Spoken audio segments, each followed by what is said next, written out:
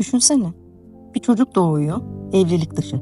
Toplumun dışladığı, ailesi tarafından bile tam olarak sahiplenilmeyen bir çocuk. Ne soylu sayılıyor ne de halktan kabul ediliyor.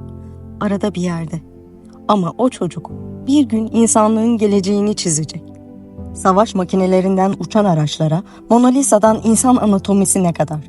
İmkansız denen her şeyi sorgulayacak ve bir şey yapacak. Sadece yaşamakla kalmayacak. Yaşadığı her şeyi sanatla, bilimle ve merakla sonsuzlaştıracak.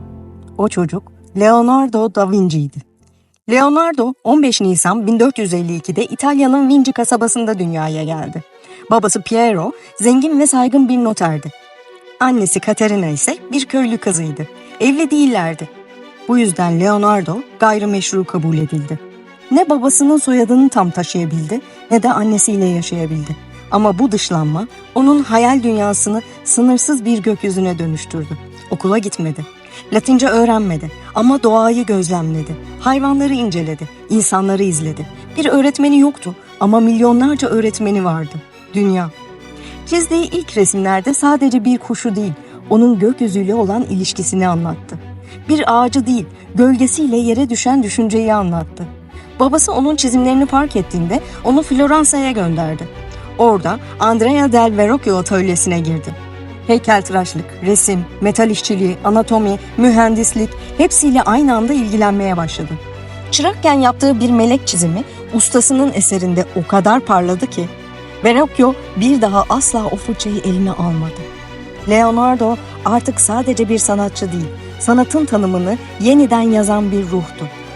Ve Leonardo hiçbir zaman evlenmedi. Kadınlara ya da erkeklere duyduğu sevgi romantizmden çok daha derin bir şeydi. Hayranlık. Güzelliğe, formun ahengine, ruhun yansımasına hayrandı. En bilinen eseri Mona Lisa'da bile bir aşkı değil, bir huzuru resmetti. Bir sır değil, bir sonsuzluk saklıdır o gülümsemede. Genç yardımcısı Salaye ile olan yakın ilişkisi yıllarca tartışma konusu oldu. Ama Leonardo için bu dünya bir aşk yeri değil, bir gözlem yeriydi. Aşkı bile analiz ederdi. Çünkü o, insanın içini röntgenleyen bir dahiydi. Leonardo için sanat bir süsleme değil, bir keşifti. Bilim sanatla birleşmediği sürece kusurludur diyordu. İnsanın vücudunu kesip inceledi. Kas yapısını, kemikleri, sinirleri. Çizimlerinin bazıları bugün hala tıbbın temelini oluşturur. Kuşların kanatlarını inceledi. Helikopter benzeri araçlar tasarladı. Suyun akışını, rüzgarın gücünü, ışığın kırılmasını çözmeye çalıştı. Ve şunu söyledi. Basitlik en yüksek sofistikasyondur. Leonardo onlarca eser yarattı. Ama daha da fazlasını yarım bıraktı. Çünkü mükemmelliyetçiydi. Bir iş bitmeden o çoktan zihninde yenisini başlatmış olurdu. Son akşam yemeği.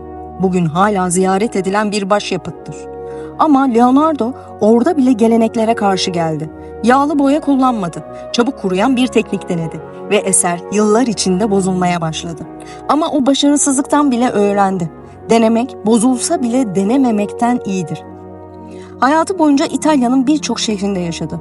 Floransa, Milano, Roma. Her şehirde bir şeyler inşa etti. Ama sonunda kendini hiçbir yere ait hissedemedi. 1516'da Fransa Kralı 1. François'ın davetiyle Amboise yerleşti. Burada hayatının son yıllarını geçirdi. Sarayın yanında bir konakta yaşadı. El üstünde tutuldu ama içindeki fırtına dinmedi. Çünkü Leonardo için dünyada hala çözülmemiş binlerce gizem vardı. 2 Mayıs 1519'da 67 yaşındayken hayata gözlerini yumdu. Ölmeden önce en yakın dostu Francesco Melzi'ye tüm yazılarını, defterlerini bıraktı. Artık işlerim bitti dediği rivayet edilir. Leonardo'nun mezarı bugün Fransa'daki Saint-Louis-Chapelli'de yer alır. Ama onun gerçek mezarı zihnimizdedir, hayal gücümüzdedir, merakımızdadır. Leonardo da Vinci bir ressam, mucit, mimar ya da mühendis değildi sadece. O, insan aklının ve ruhunun birleştiği yerdir. Bir deftere uçan makineler çizdiğinde aslında sadece makineleri değil, insanın uçma arzusunu resmetti. Bugün hala onun düşünceleriyle bina yapıyoruz.